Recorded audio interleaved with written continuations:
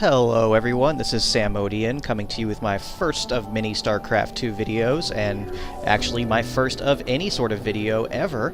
And in this segment, we're going to look at some low-level gameplay between myself and a friend of mine, looking at some mistakes common to people, and how we can really look at those mistakes and improve ourselves as players. Now, here we are.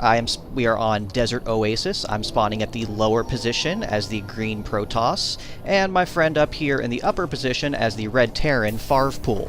Now, I'm a little worried about Farvpool, seeing as he is invoking the spirit of both Brett Favre and Deadpool, and as thus is capable of some very strong movements. So, I've been playing a lot of the campaign, and my buddy here has been bugging me left and right, wanting to play some multiplayer, but our schedules haven't really converged that well. So he has been, quote-unquote, getting better, and hoping that he can just whoop me in our first game. So now that we've actually come together, I'm sort of terrified, because I don't know how good he is. I haven't played much of the Protoss in Starcraft II. I've played a couple AI matches here and there, but as I said, I've been really focusing on the campaign. So I've got Terran on the brain. I know the basic strategies, but as far as implementing those strategies, I'm a little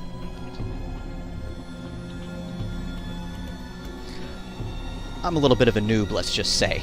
So that's really what this series is focusing on. How to implement those strategies that we all should know. Now you see me here, I'm sending out my probe scouting, I've got my first pylon down, I'm warping in my gateway. Things are going pretty good. I've got some nice production going on here with the minerals. And if we look at my buddy up here, he's already got his SCVs on the gas.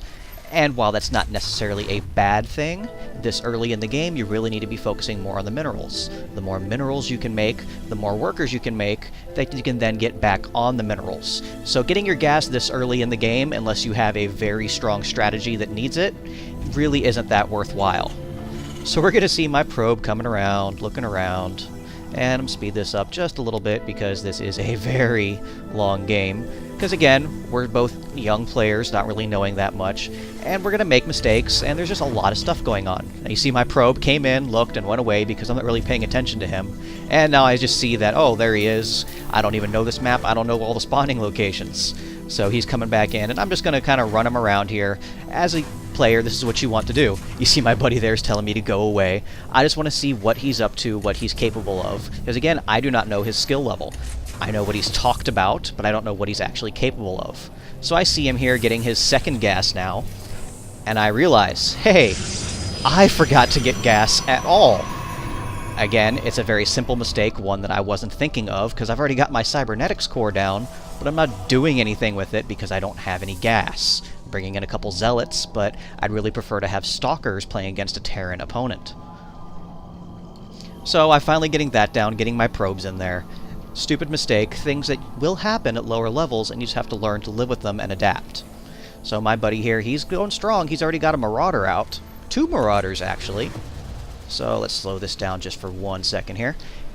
And while this isn't necessarily a bad play, it can lead to some troubles. You would really much rather have some Marines out first. Marauders aren't bad, but you can get more Marines out faster this early in the game, which can really help with your defense. 6 Marines will go a lot farther than 2 Marauders at this point. Now, one mistake the Terran player has made here is he hasn't walled off his ramp. See this area right here? This is where you want to defend yourself, especially as a Terran, where you have such great options for that walling off. You can put these supply depots here, you can put your barracks here, and you can create yourself a wall. The supply depots can drop down into the ground, the barracks can lift off, you can go in and out as you need, and you can hold your enemy off. If I were to rush in 2-3 zealots right away, I could come right in and just wreak havoc. Sure, I'd take some damage with the Marauders here, but if the buildings are here with the Marauders, or preferably Marines again at this early point, it would be much more defensible position. I would have no choice but to retreat. So we are seeing that with his getting this early gas, he does have this nice sizable force of Marauders. 5 Marauders this early into the game. Well, again, this early, we're coming up on 8 minutes. But at the pace we're both playing at, sort of getting the feel for the game, 5 Marauders is nothing to sneeze at. Look at what I got over here. I've got 2 Zealots, 2 Stalkers, and I'm going to send them up his way just to kind of look at what he's got going on. Meanwhile, I'm bringing in my 2nd and 3rd gateways, as well as a robotics facility.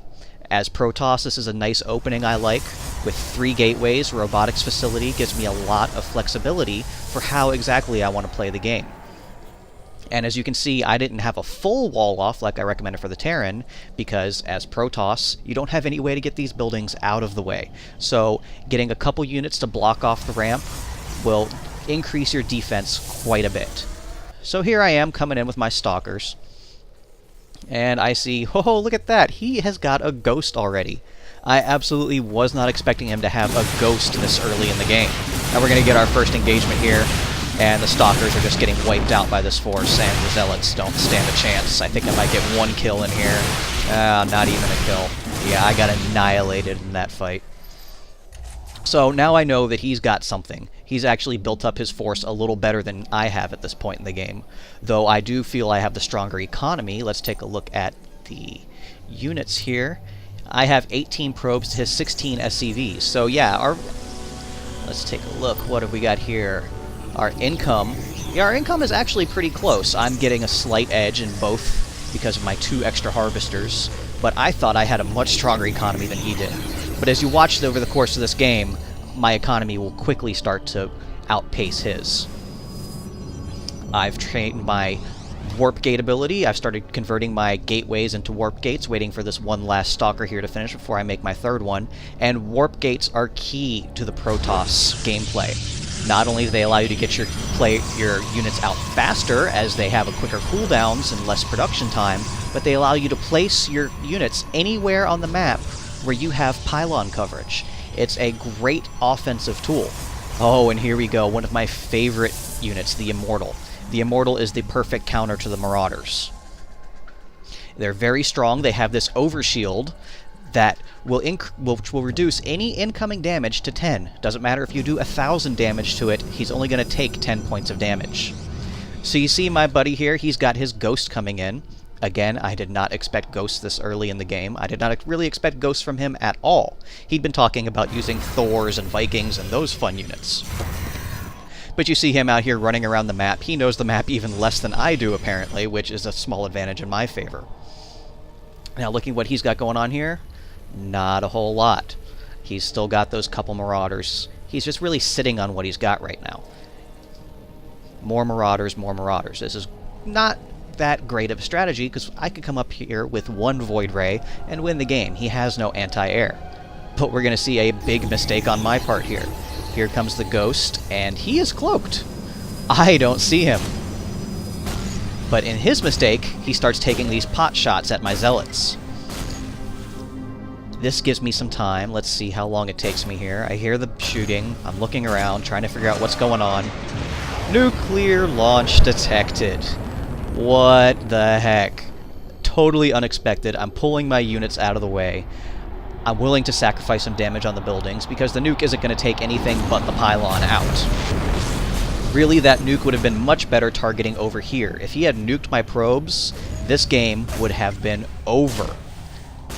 So here comes my observer that I had sitting over his base, finally bring it in, and that Ghost goes away. As a Protoss player, I think that the observer is absolutely the most essential unit you have. They are always cloaked, they move quickly, and they're detectors. You will always be able to see what your opponent is up to.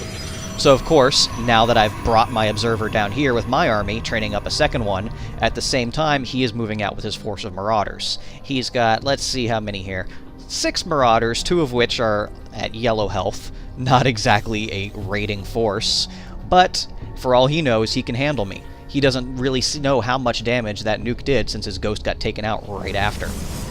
But you can see with that warp gate, I'm bringing in tons of Stalkers. I love Stalkers against Terran. You really need that range advantage until you can upgrade your Zealots with the charge, which I haven't done yet.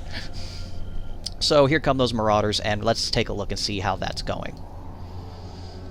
Come on, guys. Let's speed you up a bit. Hut, hut, hut, hut, hut, hut. And he's coming in just as I'm moving out.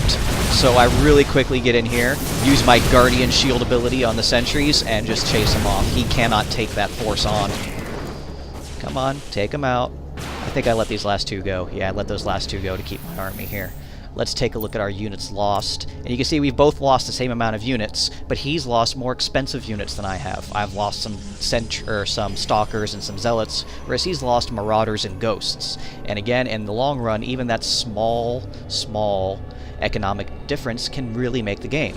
So you see here I go, I'm finally getting my Zealot charge using my Chrono Boost. As a Protoss player, this is where I have a lot of room to improve. I don't use my Chrono Boost nearly enough. I keep forgetting it's there. You see my Nexus has 63 energy. That's enough for 2 more Chrono Boosts with a third not long after.